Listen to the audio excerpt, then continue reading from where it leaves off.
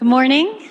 Thanks for joining us for this session. I am Rachel Horn, Head of Marketing and Comms for the Filecoin Foundation.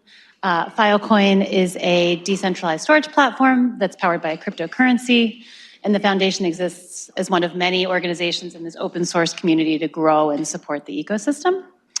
I have an incredible panel here and an incredible topic to dive into, which is Web3, the Metaverse, the decentralized web. I think we will throw in blockchain and crypto just so that we have a full house.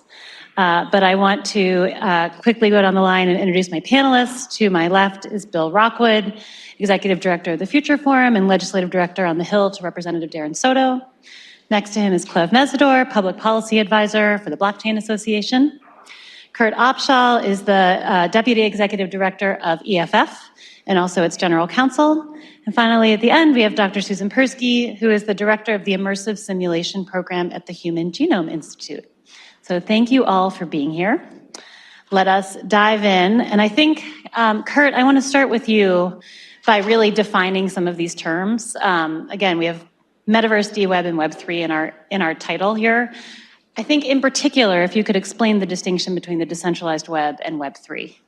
It's a very good question, but I think that it's a challenging one because people often use these terms interchangeably, or sometimes a person may use a meaning to it that is different from how it's being perceived. They think, Web3 is a play on the Web2, a term from about 20 years back, which was describing the shift of the World Wide Web into more social media, user-generated content being layered on top of the original version of the web. And so Web3 is trying to describe layering things on top of Web 2, often using technologies like decentralization and blockchain technologies. Decentralized web is more of a descriptive term. It is, and I kind of prefer that term because of its descriptive nature, because it's looking at the goal, which is to find a way of re-decentralizing the World Wide Web. As you may recall, some of you might remember the early web. There was a lot of decentralization. You could have a web server in your house, and people could operate them and be both a publisher and consumer. And over time, the web got more and more centralized. And the thing about decentralization is trying to make a web that is interoperable, that is locked open, and more resistant to attempts to centralize and control that, which can help protect against having a single point of failure that could be used for control, for surveillance.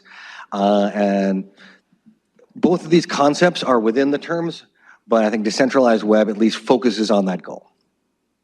Clev, I want you to jump in here because I know you've talked before about how Web 2 is a chance to correct some of the mistakes of the original web and sort of where we are now. Can you dive into that a little bit? Well, I'm Clev Mesidor. I lead the National Policy Network of Women of Color in Blockchain, but I'm also an advisor to the Blockchain Association. I've actually been in this space for about 6 years, and the prospect of a decentralized web is, for me, because as you mentioned, we haven't really come to consensus about what is Web3. But for me, it is really about leveraging technologies like blockchain, like machine learning, like artificial intelligence to tackle some of the issues that plague users, right? Their data is sold and monetized without their permission. There's all of these hacks and breaches and, polarizing content, and no one seems to know how to solve it. So the prospect of being able to create a decentralized web where there's peer-to-peer interactions that are authentic, but also being able to potentially do microtransactions. Now, I am concerned, right? Because as you mentioned, the internet was supposed to decentralize us. When we debated policy around the internet in the 1990s, we didn't have conversations about financial literacy. And today we have a digital divide. We didn't have enough conversations about accessibility and non-technical users.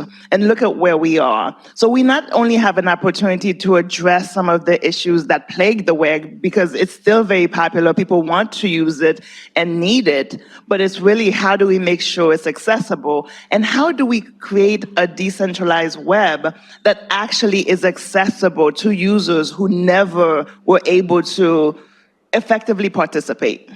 Great. So to sort of tie those together, and then Bill, I'm going to turn it to you. So the original intent, the original web as it was built was this peer-to-peer communication platform. Then these platform technologies were sort of built over top of that first layer of the web. And now we're moving back into this decentralized peer-to-peer interaction.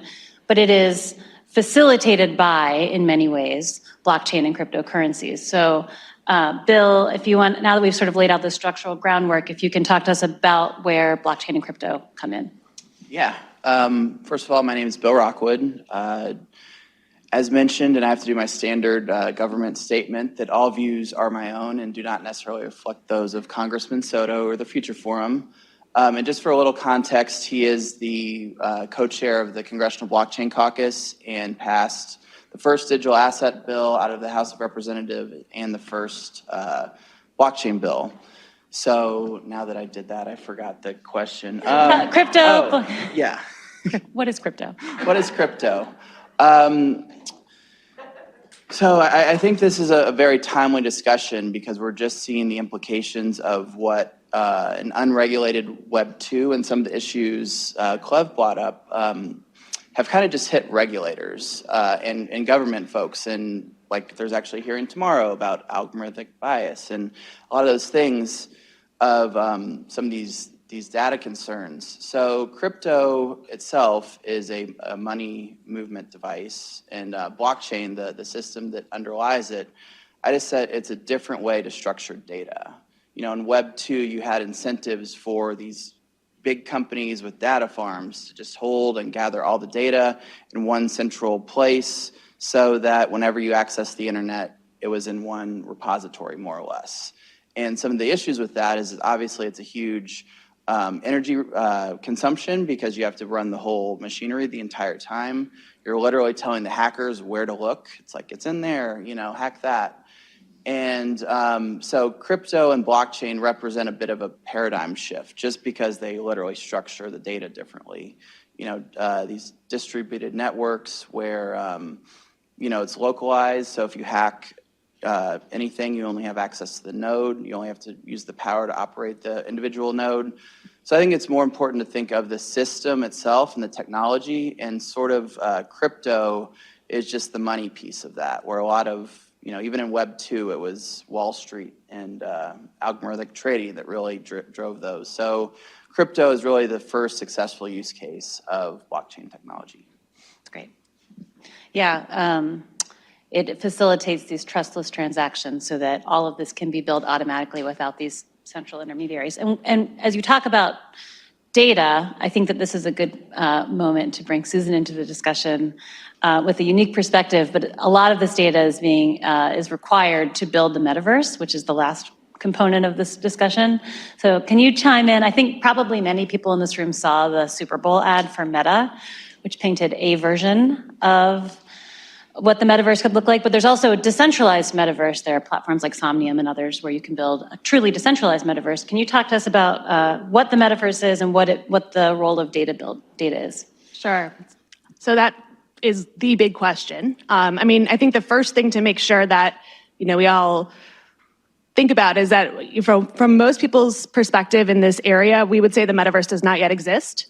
So, you know, people who are developing the metaverse or making this or that for the metaverse, you know, what they're creating for is not what I would term as the metaverse that we're hoping and expecting to see 5, 10, 15 years down the road. So, I mean, the idea of the metaverse is really to have a completely interoperable system, persistent, it exists whether or not you as a person are signed on.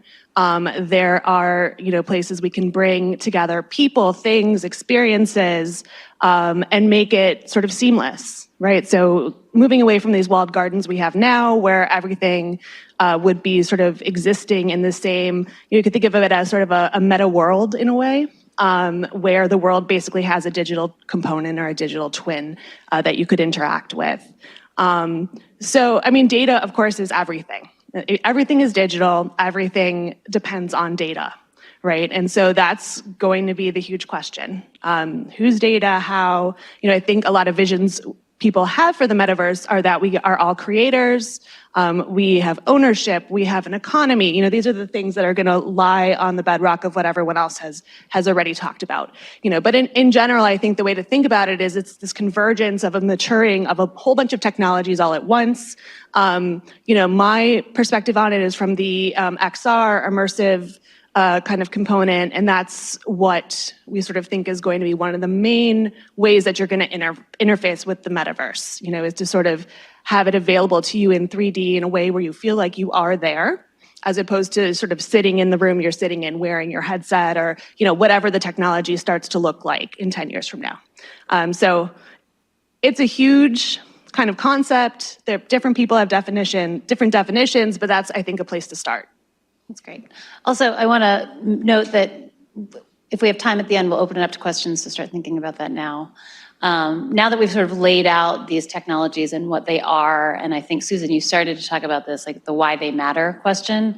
And I think we've seen, like when you look at what's happening in Ukraine now, it is such a strong use case for decentralized communications platforms. So people whose voices are being oppressed, or in the case of against the spread of misinformation, like the tools built on these decentralized technologies really shine. Filecoin, which is the project that I work on, is this decentralized storage technology, but our mission at its core is to preserve humanity's most important information, and that means making sure that people's voices who are otherwise unheard are heard, making sure that misinformation is appropriately noted, and that people can understand truth from fiction, and that we're cataloging information online. So, Kurt, from EFF's vantage point, I'm sure this is pretty close to what you're working on too. How do you think about these decentralized technologies for civil liberties? Absolutely. I think that they are very important for civil liberties, and in part because of the challenges that we've had with the centralization of control, where there is a single location which has the potential to become a sort of one-stop shop for government to come to obtain information about the users, or for a black hat hacker to come to take the data that is there, or for the corporation itself to be gathering the information and using it in ways that maybe the users don't like. And so sort of decentralizing and moving away from a centralized model can make it more challenging for these activities. And I think, highlighting out of the situation in Ukraine and with Russia is that if you are faced with an authoritarian regime, that it is good to have it so it's harder to get at your information, and harder for them to be able to censor that information. And what we have seen is in the wake of some of the news coming out of Ukraine in Russia, they have taken steps to restrict access to social media, to Twitter and Facebook, in an attempt to use their more centralized control and pressure that can be put on it. And this is in line with some things we've seen around the world, where a push for localization, trying to get the servers of the large companies to be in the jurisdiction, subject to the jurisdiction, so that they can enforce their laws on censorship and preventing conversations. And so having more decentralized methods of communication, or being able to share information, can be very helpful in fighting against that. And there's some technologies that are being promoted now, like there is a Briar app that can allow people to communicate with their smartphones in a situation where the internet is out with encrypted communications. And thus far, I don't believe the internet has yet been shut down in Ukraine, but that may be something to at least prepare for. And you can also have technologies that will allow people to get information out that are hard to stop. And getting information out from a conflict zone is very important for helping people find out about misuses. So yeah, I think decentralization can be, at least well-made decentralization will be critical for civil liberties. Exactly. And it's not just about communication, it's also about getting funding to people, right? So, Clev, I'm sure you have something to say about that.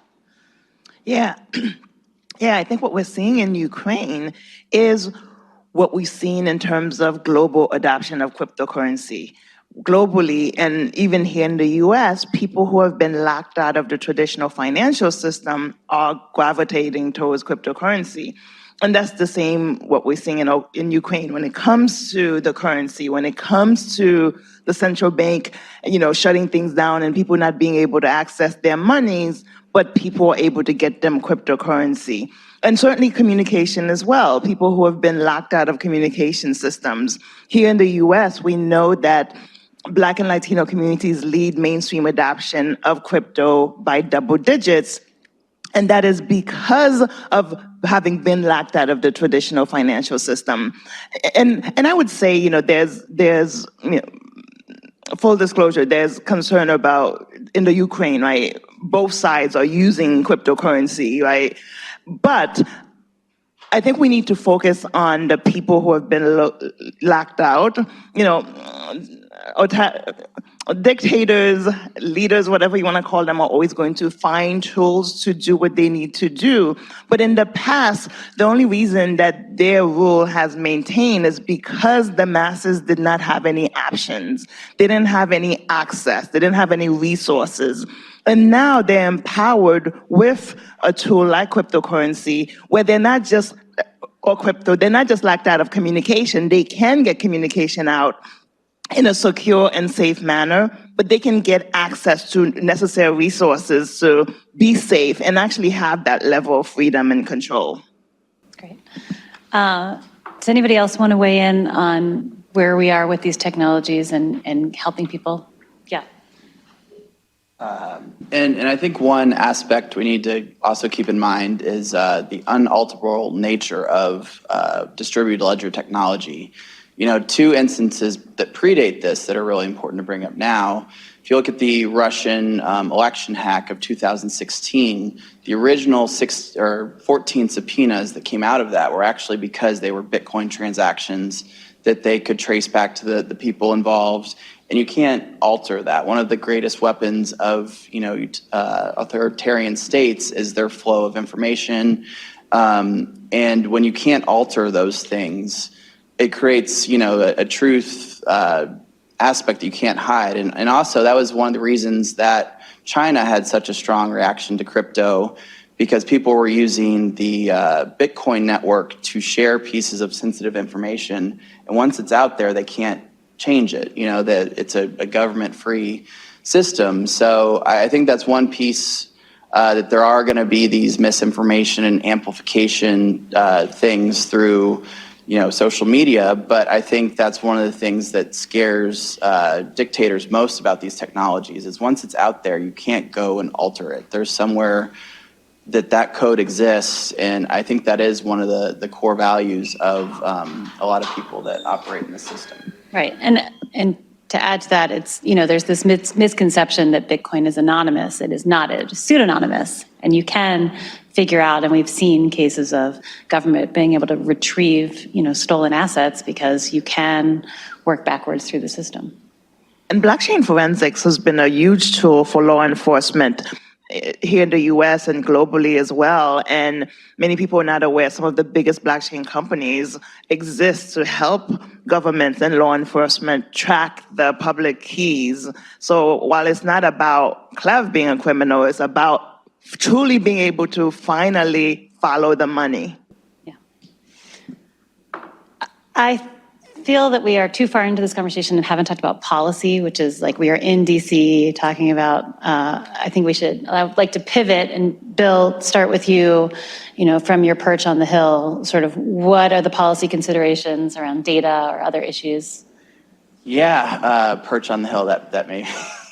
I think we are, again, at a bit of a pivot point, especially in these discussions where, again, we have a big hearing tomorrow. So I think we're at a bit of a nexus between the old internet and the new internet. And I think even if you look at blockchain and crypto and some of these, even further down the road topics, I think they unease a lot of policymakers because there is a layer of understanding. So there's this dual conversation where it's advancing this policy discussion, but also there's a lot of 101 / this is what this stuff is. I think a lot of people recognize, that maybe Washington wasn't as engaged on the front end in the rise of the internet. There was a very hands-off thing, and I'm not saying that's bad, but it's just we need to be very thoughtful, and there needs to be a layer of education. So when some of these things do come down the road, we don't have to educate folks and policymakers if a bad thing happens. Or when a lot of people hear these things, they immediately gravitate towards the negative. The technology is a tool, it's neutral. But we need to make sure, and that's why I keep saying pivot point, because I think we are at a point where the average member of Congress or a lot of agencies are starting to get more involved. And what I would say for the folks involved in this space, that you have to have a degree of patience, and you have to meet the person where they're coming from. If they're asking questions, even if they're stupid or rudimentary, you have to be able to have that conversation, because I think that's the biggest thing that will help everyone on the policy front, is if we can bridge that divide between, the private sector and the great work they're doing and the people that are just coming up to this speed on this stuff now. I think this past summer's infrastructure bill was like a huge wake up to the industry, about, the level of understanding of words like broker, who is a broker, what is a broker. And I think it really galvanized the industry. Clev, what are you seeing on the Hill and in the White House? Yeah, it's interesting with blockchain cryptocurrencies held to this unrealistic standard, right? When you look at the arc of legislation, how long did it take us to pass campaign finance reform? Did we ever pass Social Security reform? I'm not sure. But it takes a long time, but there's this, there's this desire to move quickly, move quickly, move quickly. The good news is there is a lot of legislation already in place, right? This is not an unregulated space. Blockchain crypto exchanges have to comply with state regulations. They have to register at the state level. Our exchanges, our companies, that we have to comply with KYC and AML, and you have to pay your taxes. The IRS, tax form has all of that. I would say where we are at with regulation, especially based on the work we're doing at the Blockchain Association, I think Bill is right in terms of education. But I think where we are at is we need regulatory clarity. The issue is not the fact that the crypto industry wants to dodge, regulation. Even the people who'd prefer to have no regulation have had to concede we need something. But we need Washington to get together, right? Right now, there's a lot of uncertainty on the regulatory front in terms of which regulatory bodies have oversight, right? And we know there's tension between the CFTC and the SEC on this. And then Congress, is doing quite a bit. Congressman Soto's has been awesome in terms of crypto, but also moving legislation forward as well. So we've had successes on the House side. We're making some inroads on the Senate side with Senate banking and some of the members there, but it's going to take time. But in the meantime, unfortunately, what we're seeing is regulation by enforcement. The SEC is really creating this environment where you're not sure if you can innovate here in the US. Because at any given moment, you can be complying one day and not in compliant the next day. Now, the White House has been, I don't want to say quiet on crypto, but the infrastructure bill was our first engagement because of the pay for section. I think we would have been happy to help pay for the infrastructure bill, just not that way. Because the expansion of the definition of broker actually put a huge burden specifically on Black and Latino innovators in crypto, because we're the ones who actually would not be able to comply. And the bill is law, and we're still trying to work through how we fix that. But Washington has indicated that they don't want to do this undue burden on software and hardware developers and miners and stakers. Now, the White House did put out the Presidential Working Group report on stablecoins, which has led some of the conversations, and we saw the 2 hearings 2 weeks ago in the Senate and House side. So this conversation about stablecoins is important. Payments is an issue. Last year, the White House threatened to put out a crypto czar. I say threatened because it never happened. And right now, where we've got an indication that an executive order is coming, we're hoping that that executive order will lead to more clarity. Obviously, more guidance on stablecoins is probably expected. And I think there's going to be a push to get some coordination among the agencies to help put together a pathway for legislation to actually move across both chambers. But I will say, I focus on diversity, equity, and inclusion, and we need inclusive policy making. Too often, the policies that come out of Washington foster some of the inequities. One of them is the SEC accredited investor rule that actually keeps people of color out of building wealth. So we need to make sure that we're fostering inclusive policies, but we also need to invest more in financial literacy and skills training. When you look at the future of work, right, stablecoins is not just a possibility of being able to have a way to deliver stimulus payments to the most vulnerable, but we're seeing the greatest adoption with working class people here in the US. They should be able to get paid in cryptocurrency. The adoption is already there. And one of the things I'm proposing is we're not there to comply with iOS regulations in terms of companies meeting those requirements, but we can make it easier for employers to have people direct deposit funds into their accounts. So there's a lot that we need to talk about in legislation, but I think we also need to talk about the arc of legislation. It's not going to happen tomorrow. Crypto has moved Washington further than it has ever gone in terms of action. But at the end of the day, we're talking about getting a whole bunch of, it's not just the SEC, CFTC, it's also the OCC, CFPB, and so many other agencies in addition to 2 bodies of Congress. But I'm optimistic about where we're heading. I think members are much more educated than they were when the Blockchain Association was created 3.5 years ago. And I think we're past the point where they're skeptical about financial inclusion. I think the issue is trust. It's not whether the technology is there. And, we're doing the steps in terms of education. Susan, maybe you can jump in here to Clev's point about how these technologies can impact individuals and communities and talk about that from the metaverse perspective. Sure. Policy isn't so much my wheelhouse, but I do think a lot about how the data we collect on immersive technologies and similar technologies will actually influence individuals in ways that we need to sort of think about now, right? So Bill was talking about it being an inflection point. These are the kinds of things we have to think about as systems are planned and built. And so, from a research perspective, when we think about moving forward into the metaverse, I talked about some of the technology we're likely to use to experience aspects of the metaverse being immersive, but what does that really mean? It means that it envelops all of your senses.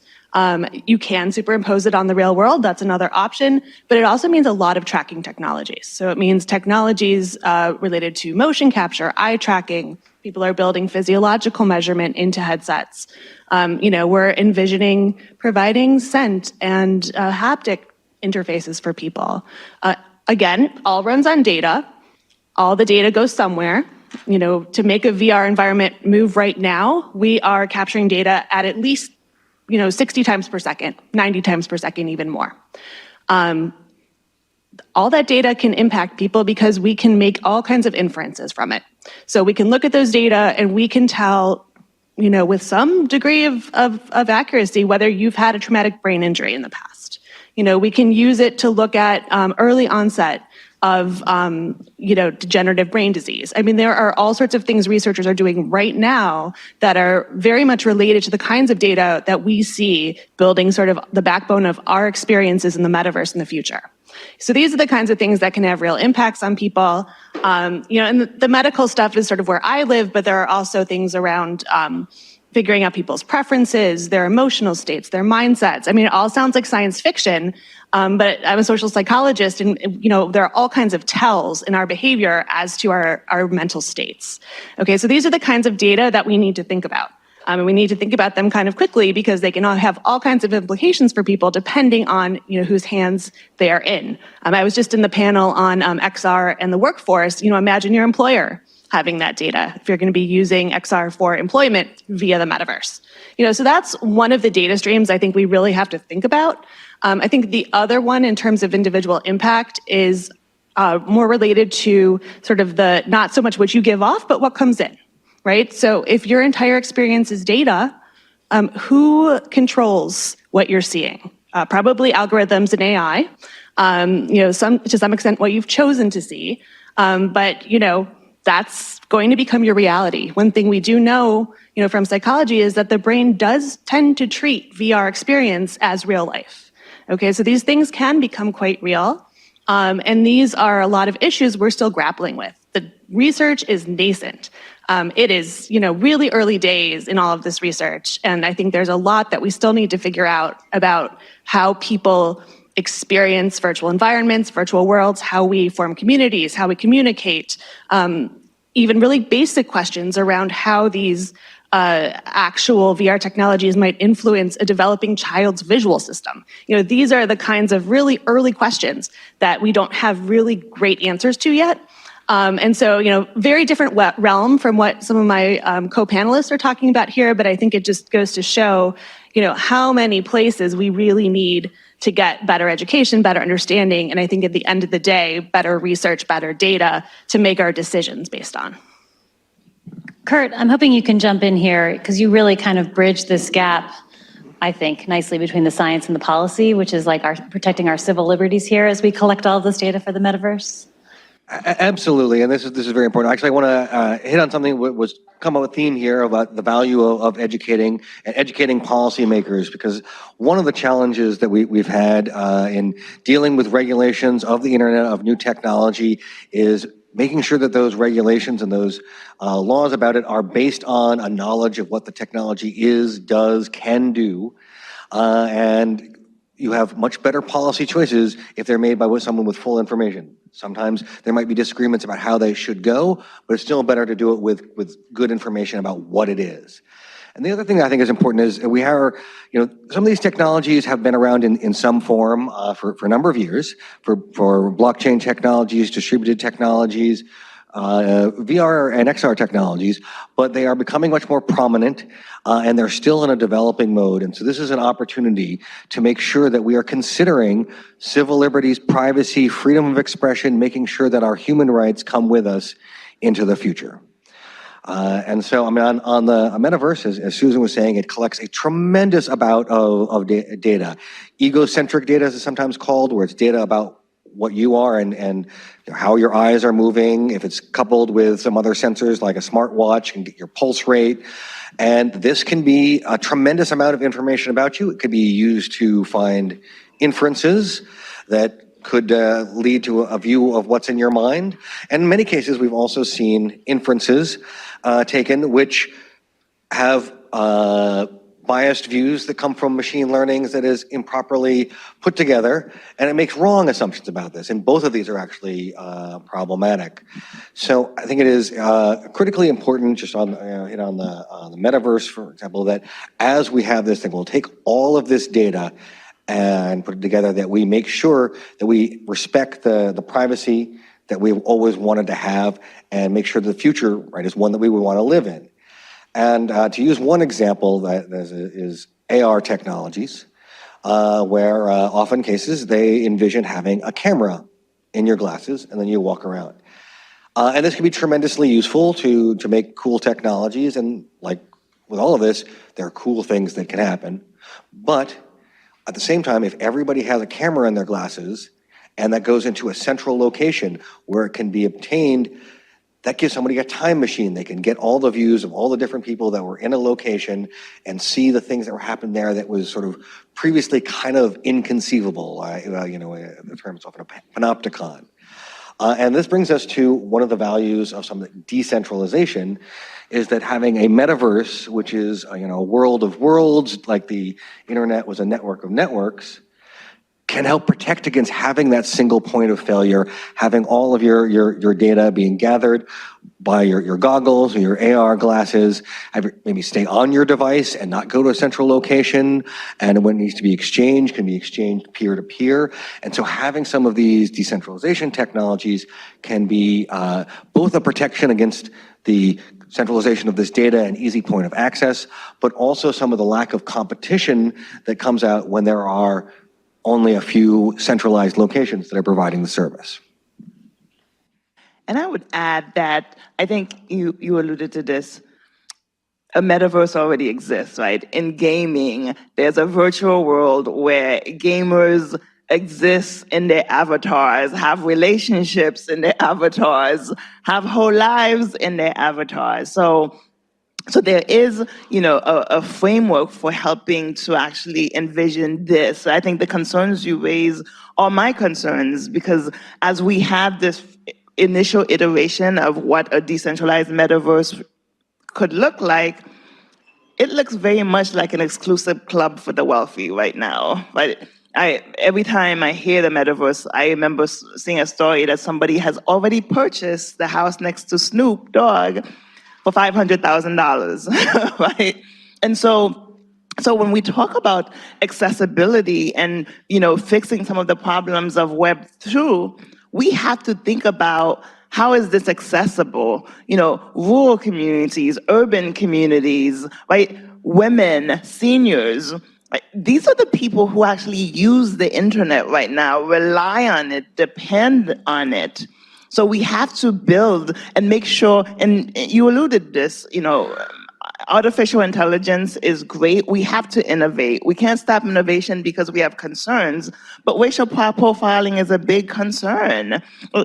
We're not going to fix all these problems before we innovate, but we have to at least be thinking about them and talking about how do we at least mitigate for them. And I will just add to this that, as we think about the metaverse and the massive amounts of data that it both creates and is required to build the metaverse, a project like Filecoin is like a super interesting thing to think about, because where do you want that data to be stored? Do you want it to be stored in a big centralized storage provider, or do you want it to be truly distributed, and who owns that data, and how do you share permissions with that data? So that's one of the things that we're working on at the foundation that I think is very exciting. Bill, where are we timing-wise on sort of where are policymakers now, and how do we get them up to speed, and how long do you think that will take? Yeah, I think conversations like this are very helpful, and I think it's very important to break things down incrementally. A lot of times I see folks in the tech side in particular with these big home run swing asks. And I think that's important to, kind of prime the conversation of where we want to be in maybe 10 years or whatever the time frame may be. But there has to be an incremental buildup, and I think that's been sort of where staff and policymakers and even private side individuals need to get a little better and more thoughtful, because we know, like regulatory clarity. I think that's hugely, massively important. And I'd like to say that's a 1-year conversation, but I think it's the breakdown in these incremental things. And what scares me is that, Congress in particular is a very reactive institution. Bad thing happens, okay, it gets attention. So it's much harder to do this on the front end and kind of lead up to it. And so just as, policymakers are learning these things, I think it's also important for, policy advocates and industry advocates to also recognize that policy isn't made in one fell swoop, that there are things like the appropriations process, is kind of a big missed moment where a provision snuck into a must-pass bill. Like, I'm sorry, that's, Whether the hill is broken or not is a different conversation, but 3 or 4 must-pass bills move every year. So something of consequence was always going to happen like that. So it's just, I'm not saying Washington as it is. I'm not defending it. I think both sides need to get to a better understanding on how they work and then realize that this incremental approach. So I'd like to say Metaverse is probably 10 years out, but all these privacy things, I think will start to be the consistent thing. And then I think what happens with the data and who has access and who is in control of whatever the Metaverse is, I think those are the questions we have to keep in mind along that time period. Kurt, is EFF, how is EFF, first of all, are there past experiences with sort of the shaping policymaking that we can look to as guides for where we are now? I mean, absolutely, but I think, it is also a difficult process. It's saying that, educating the policymakers about the technology, right, very, very key to have an understanding of it. And this comes through in a sense of even if the bill is defining a term, if it's defining a term without knowing what that term really is, you're going to get some bad regulation. So education is very important, but also I think we can recognize and maybe take advantage of the experience that we've had with the internet and policymakers over the last several years, is to realize the value of getting core principles embedded within the technology as early as possible. It's a lot easier to have a technology that develops with having, protection of human rights and free expression and privacy and security as concepts within it than to have it develop without those things and then try and engineer it in later. And we have that opportunity right now to create a space where we can move forward, to a brighter future. Because these technologies provide tremendous promise if done well. And that's what we're trying to achieve. It's also extremely difficult. I also say, any regulation is at best as good as the understanding is of where the technology is at the time. So you have to make sure that these things are forward-looking, they give space for innovating, and innovating in ways that people don't currently expect. Very challenging thing to do, but also very important. That's great. We have about 10 minutes left. Do we have any questions? Hi. I think this conversation is revolved a lot around cryptocurrencies and stablecoins and kind of where we are right now. And that's rightfully so, because that's where the Hill is thinking. That's kind of the problem that we're looking at now. But kind of to Kurt's point about looking forward and creating regulations and laws that don't limit what happens in the future. I think that's where a lot of the promise of a lot of this technology is. I think Filecoin is an excellent. It doesn't really fit within the crypto stablecoin dynamic, but it's also very important. We talk about play to earn in the metaverse, or even Jack Dorsey's trying to do decentralized social media, right? So which aspects of this technology do you all see being immaculately important going forward? What are the things you're worried about outside of kind of the crypto stablecoin current dynamic that we're talking about? Because that's where we're going, right? I just want to say you stole my last question, but that's okay. No, I think it's great. There is so much beyond crypto as a store of value that's a great question about sort of where do you see this headed? What projects are most exciting to you? Or terrifying. I'm happy to jump in. I'm glad the smartwatch was brought up earlier, and really just a GPS tracker and a heart rate monitor can be a little scary in the information that has. You're out at midnight and your heart rate's a little all over the place. Maybe you should get a targeted ad for wanting a pizza in an hour. That's a very basic example, but it's not hard to project that into a scary realm. And I think it was Susan that mentioned, the brain's ability to separate reality from, what we are currently experiencing. I think that's what gets a little unnerving. Is the more time one spends in this stuff, it gets really cool. I'm not arguing that, but I think these things of what is real versus what isn't, and how it impacts kids, in developing minds, I think a lot of lines get blurred, and so we just have to be very thoughtful on the front end that these things aren't manipulated. And what scares me is it gets in the wrong hand, and you let somebody like an authoritarian government shape a metaverse. Like it makes it much easier to amplify things that aren't great. So I think it can go. We're kind of at a fork moment. And I hope we kind of go down the good part of it. And I'll add, I think the conversation about whether we should regulate cryptos as commodities versus securities is a long play. We're not going to decide that. So if we shift to more basic things, I think the success of NFTs was because it was not about crypto.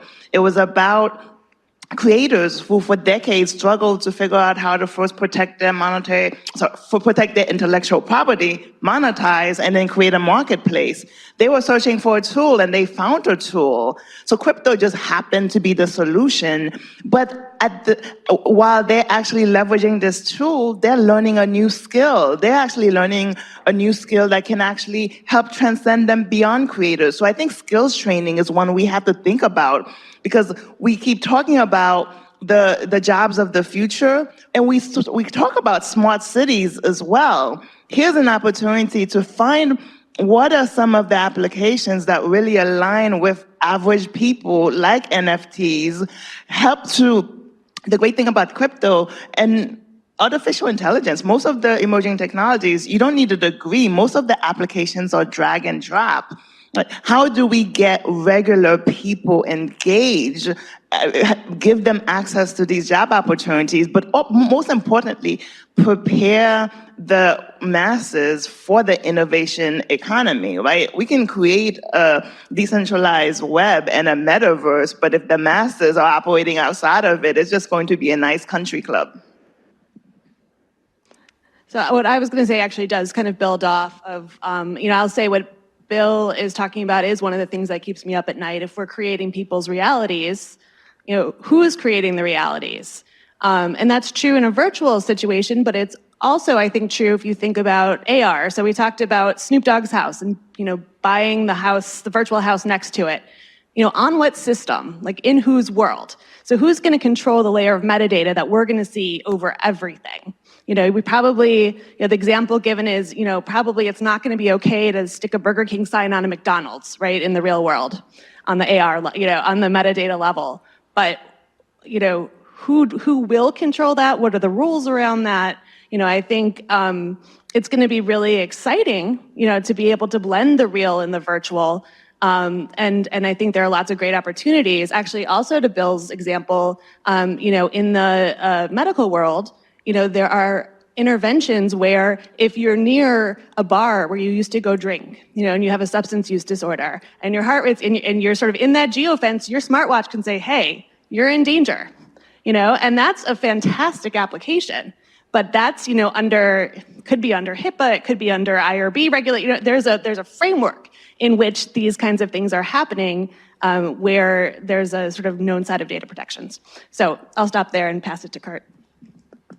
Yeah, so I want to take it up a level. I think that one of the sort of the core principles is, giving user-centric, user control as a way of pushing back against some of these bad outcomes, and having things be in the user interest. We were talking about, we've given some examples of, with all this additional information, you could get advertised to, or maybe you could find out about a medical situation that you need awareness of, and you can see how the same information could be used to help you, to provide you valuable information that you can take a positive step about, and could be used to sell you something, and I think also just in disinformation, to hit your emotional buttons and try to manipulate your political feelings, like all these things that can come from this data.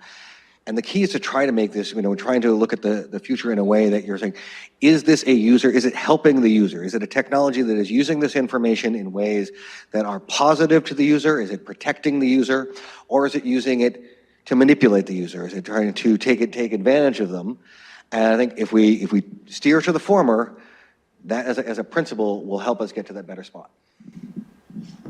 Actually, I think that's a really lovely place to land this conversation. Are we about out of time? Well, wonderful. Thank you all so much for coming. This was great. Thank you, panelists. Thank you.